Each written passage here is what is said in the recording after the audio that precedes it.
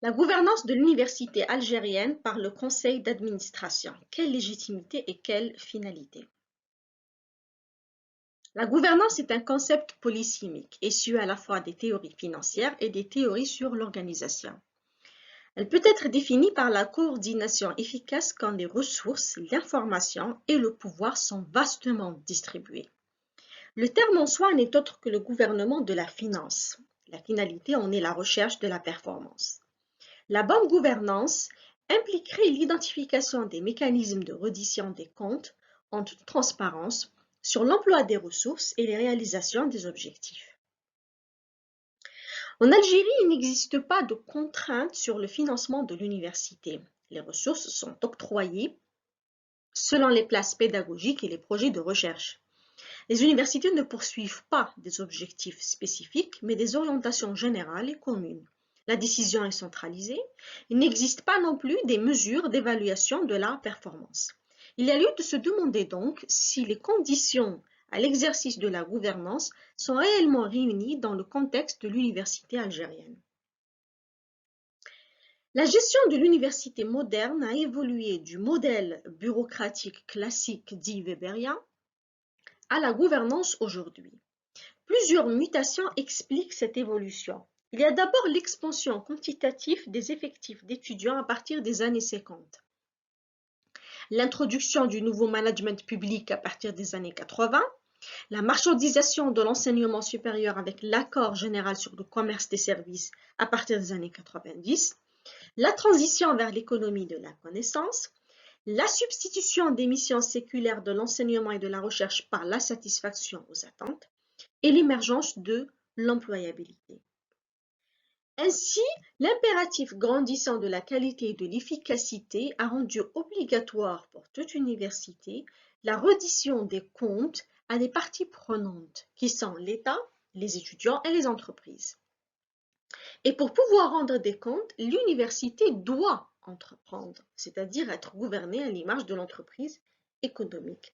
Donc, c'est le mode entrepreneurial qui fonde la légitimité à la gouvernance de l'université moderne, ce qui implique l'autonomie dans la prise de décision, l'adoption d'objectifs de stratégie et des techniques modernes du management, la gestion et le contrôle par le conseil d'administration. Les principes gigants régissant le fonctionnement de l'université du conseil d'administration et qui leur confèrent leur entière autonomie sont les suivants. Il y a d'abord l'élection du président du conseil qui n'est autre que le recteur de l'université. La signature de contrats de performance et de plans d'activité pluriannuels. Les mandats d'exercice sont délimités dans l'université moderne. Et il y a une représentativité du personnel, des étudiants et du secteur socio-économique. La prise de décision se fait par vote de la majorité. Concernant l'université algérienne, plusieurs contraintes brident sa modernisation. Il y a d'abord des contraintes liées au public. On constate au fil des ans la dégradation des qualifications des bacheliers, la prévalence du parcourisme comme seul mode d'apprentissage. Il y a également le phénomène de la hiérarchisation des disciplines où on accorde la primauté aux disciplines techniques plus que les disciplines sociales et humaines. Certaines contraintes, par contre, sont causées par les politiques menées par l'État durant des décennies.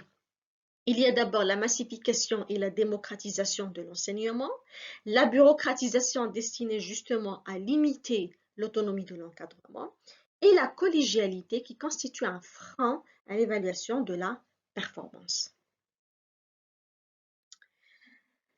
Plusieurs réformes ont été menées par l'État pour moderniser l'université. Nous pouvons citer pour l'enseignement les deux importantes réformes qui sont le LMD et l'introduction de l'assurance qualité.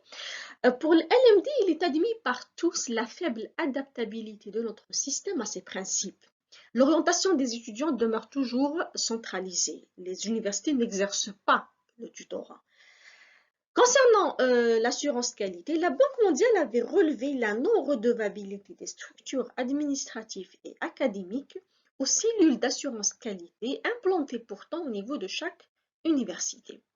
La recherche scientifique, par contre, connaît un certain rebond, une certaine relance. Il y a eu une restructuration et une planification parfaite du système et également une allocation gigantesque de moyens. Les résultats en termes de classement de certaines universités ces dernières années sont assez probants. L'examen des lois régissant le fonctionnement de l'université et du conseil d'administration nous a permis de constater l'autonomie dérisoire du conseil en termes de prise de décision.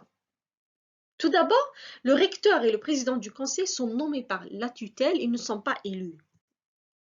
Il y a une représentativité importante de plusieurs départements ministériels ou publics au sein du conseil. Les représentants des entreprises ont des voix consultatives. Et les délibérations du conseil ne sont exécutoires qu'après approbation préalable par la tutelle. Il n'existe pas de contrat de performance. Le mode entrepreneurial est une vision inscrite depuis la loi d'orientation sur l'enseignement supérieur de 1998. Certaines initiations ont été établies.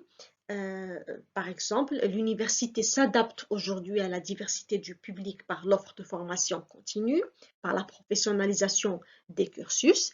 Par contre, certaines réticences subsistent en dépit de l'existence des textes de loi. L'université ne réussit pas encore à diversifier ses sources de financement, à impliquer le secteur économique dans la conception des programmes de formation et il n'existe toujours pas de mesure de la performance.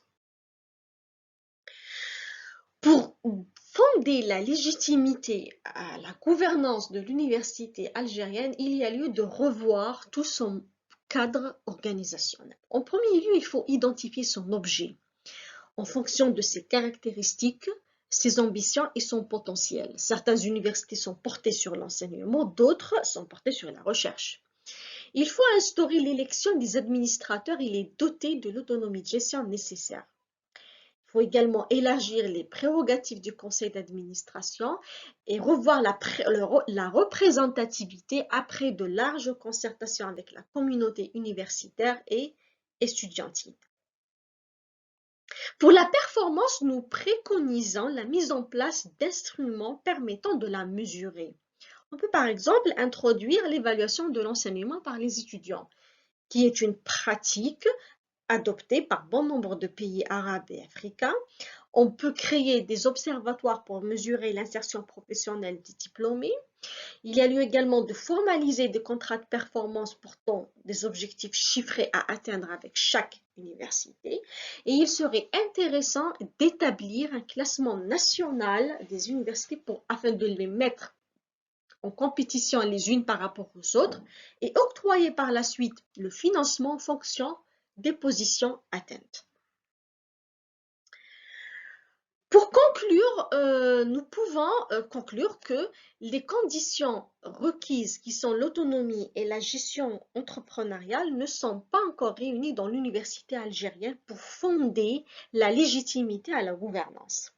La performance ultime finalité ne fait pas encore l'objet d'évaluations exhaustives. Il y a lieu de noter que gérer et gouverner l'université à l'image de l'entreprise économique est perçu dans les milieux scientifiques et dans la littérature comme un début de perte de souveraineté de l'État sur son système éducatif. Toutefois, la mondialisation appelle la gouvernance, c'est-à-dire toutes les universités modernes se sont adaptées à un environnement certes très controversé mais jugé irréversible.